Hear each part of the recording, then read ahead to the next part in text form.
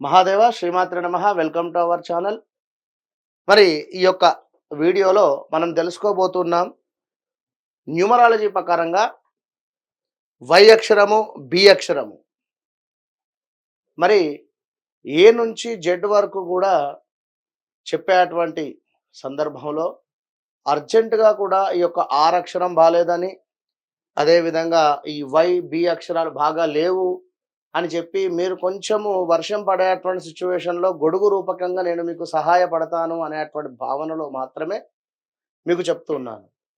ఎందుకంటే మిమ్మల్ని ఏదో భయభ్రాంతులు పెట్టేటువంటి అవసరం నాకు లేదు. ఆల్రెడీ మీరు సిట్యుయేషన్స్ అనుభవిస్తూ ఉన్నారు. గత 3 నెలల నుండి అనేటువంటి విషయాన్ని కూడా నేను చెప్తున్నాను. అలాంటి సిట్యుయేషన్స్ మేము ఎలాంటిది కూడా ఫేస్ చేయడం లేదు.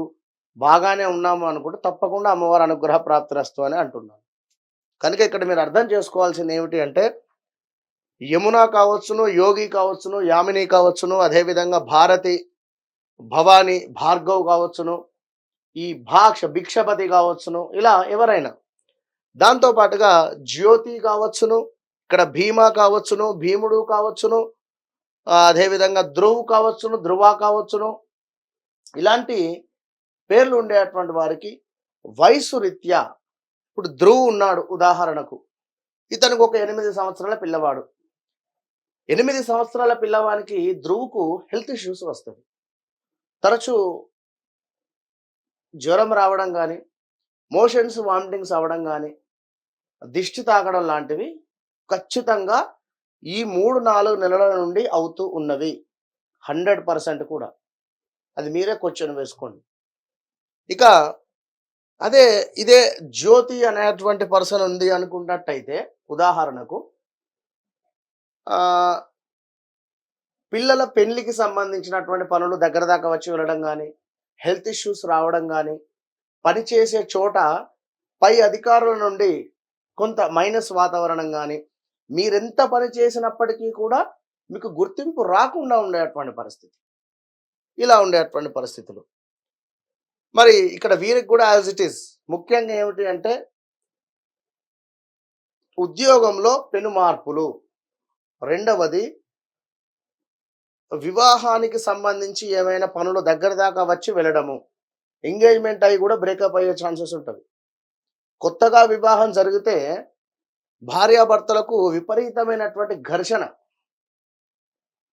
రెండవది ఎవరైతే వ్యాపారస్తులున్నారో వ్యాపారము మందగించేటువంటి పరిస్థితి. వ్యాపారము ముందుకు అసలు వెళ్ళకుండా అసలు ఈ వ్యాపారం తీసేయాలా అనేటువంటి ఆలోచన వస్తుంది.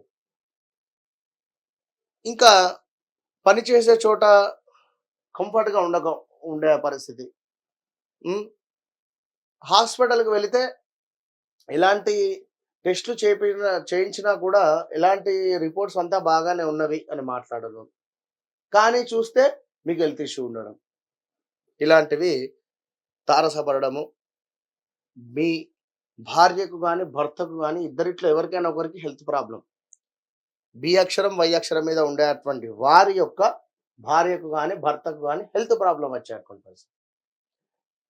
కనుక మీరందరూ కూడా మెచ్యూరిటీగా ఆలోచన చేసుకొని, ఎందుకు చెప్తున్నారు గురువుగారు అనేటువంటి విషయాన్ని మీరు కొంత భక్తి, శ్రద్ధలతో ఈ యొక్క విషయాన్ని అర్థం చేసుకునేటువంటి ప్రయత్నం చేయండి. ఇక్కడ ఈ పేరు గలవారు ఎవరైనా కూడా ఖచ్చితంగా కూడా మీరు గురువుకు సంబంధించినటువంటి పారాయణం చేయండి.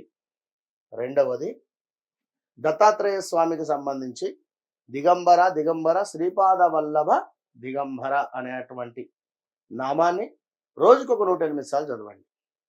మూడవది సత్కర్మలు చేయండి.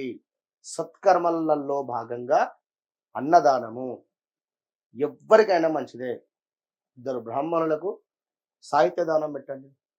లేదా లేని వారికి అన్నం పెట్టేటువంటి ప్రయత్నం చేయండి. ఇక్కడ మీరు ఒక్కటే విషయం చెప్తున్నాను. ఇప్పుడు ఉండేటువంటి సందర్భంలో ఎవరో బాధపడుతున్నారు అంటే అయ్యో పాపం అనొద్దు. అంటే నేను చెప్పేది ఏమిటి, ఒక రోగంతో ఒకరు బాధపడుతున్నారు. ఇప్పుడు కర్త, కర్మ, క్రియ ఏ విధంగానైతే ఉంటారో అదే విధంగా నాలుగవది మనము ఎవరి గురించైనా ఇప్పుడు వారు వారి కర్మరీత్యా వారు బాధపడుతున్నారు. అది ఆ భగవంతుడు వేసినటువంటి శిక్ష అది. మీరు ఈ సమయంలో వారిని అయ్యో పాపం అంటే భగవంతుడు వేసినటువంటి శిక్షనే మీరు తప్పు పట్టేటువంటి పరిస్థితి. కనుక ఇప్పుడుండేటువంటి సిట్యుయేషన్‌లో మీకు ఆ యొక్క ఎనర్జీ మీకు వచ్చేటువంటి పరిస్థితి ఉంటుంది. Negative energy. కనుక వారికి ఒక కాలు ఇరిగిందనుకుందాం. వారు చేసినటువంటి కర్మానుసారే. భగవంతుడు వేసినటువంటి శిక్ష. మీరు చూడడానికి వెళ్లారు. అయ్యో పాపం! మీరు జనరల్‌గా కాలు బెనకడమా? లేదా మీరు కాలు మామూలుగా జారి పడడమా? బండి మీద నుంచి పడడమా? ఇలాంటివి ఏమైనా జరిగే ప్రమాదాలుంటాయి. ఇలాంటి సిట్యుయేషన్‌లో ఇది మీరు అర్థం చేసుకోండి. కనుక ఏదున్నా గూడా మెచ్యూరిటీగా సరే, ఓకే అని జెప్పి వదిలేసి మీరు ముందుకు వెళ్ళిపోండి. ఖచ్చితంగా కూడా ప్రతిరోజు మీరు ఆంజనేయ స్వామికి సంబంధించినటువంటి హనుమాన్ చాలీసా ప్రతిరోజు కూడా చదవండి.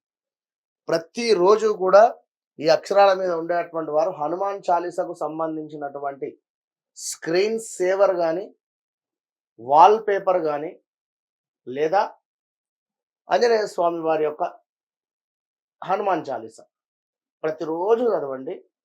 మంచి ఫలితం ఉంటుంది. ఉద్యోగంలో తప్పకుండా పదోన్నతి రాబోయేటువంటి పరిస్థితి ఉంది. రేపు 24 జనవరి తర్వాత.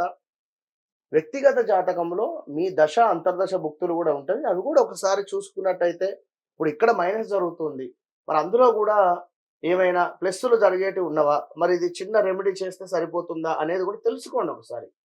తప్పకుండా రెమెడీస్ అనేటువంటివి అద్భుతమైనవి అవి.